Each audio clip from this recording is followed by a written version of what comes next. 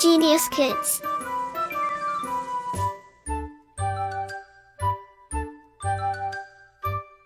Cultivating love for learning. Universal Love. Chapter 5. Love for All. Get connected. Self-awareness. Love doesn't have any boundaries or religions. We all love one another with the common thread of humanity. When our conscience is awakened to the universal love, nothing seems unachievable. And do you know the best part? All religions teach about universal love. Knowledge acquisition. Once there lived a proud king. He had 2 sons, both of whom he loved equally. This old king knew that one day he had to hand over his kingdom to either one of them. However, he couldn't make up his mind about whom to name his heir. Finally, he decided to divide the kingdom and let both his sons rule. The elder son, King Vikram, was a peace-loving and happy man. He ruled his part of the kingdom with the same love and peace. He made fair policies for his subjects. He ensured that he listened to them, that they were involved in policy making, and that they had a good, fair life. The younger son, King Uday, was the opposite of his brother. He was strict and ambitious. He waged wars against many other kingdoms and conquered them. Their riches increased because of the wealth he plundered, but the people were not happy. In fact, the young men in his kingdom would be routine drafted into the army. They were all worried that they would be snatched from their families at any point and taken away. He ruled the country with an iron fist.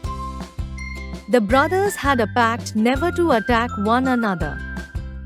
They both knew that their late father would have never wanted his sons to fight. But both didn't like the way the other ruled. Well, what could you expect when they were as different as night and day? One day, a mightier king attacked King Uday's kingdom. This attack proved to be a disaster for the kingdom.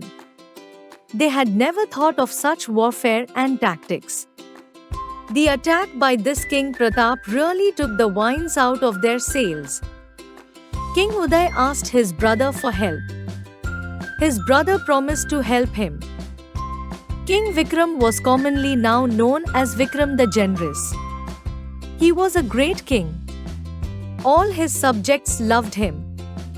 When they heard that he had decided to support his brother, they agreed. Even other kingdoms, the ones that King Vikram had signed diplomatic ties with, stood by him. They all allied together to ensure that King Uday would be supported. With this new formidable force came more artillery, more manpower, and more tactics. King Pratap was defeated. King Uday was surprised to see that the subjects of his brother's kingdom were pitching in to help out so much.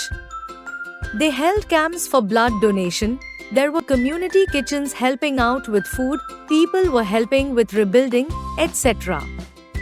He asked King Vikram why did the people help out so much. It was then that King Vikram told King Uday his kingdom was based on universal love. They believed in giving to receive. That was the reason they never went to war with any other kingdom till date. It was this reason that he had so many allies. There could be peace in the world only with love. The people felt that love and helped one another. That's how the kingdom prospered, and they all prospered. When my subjects were happy, it translated them into being better workers. Our trade increased, we got more trade alliances because of that. With the increased money, I stabilized the army, invested in necessary artillery.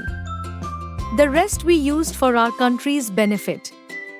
Schooling and healthcare was made available to all. Our kingdom was filled with love and gratitude.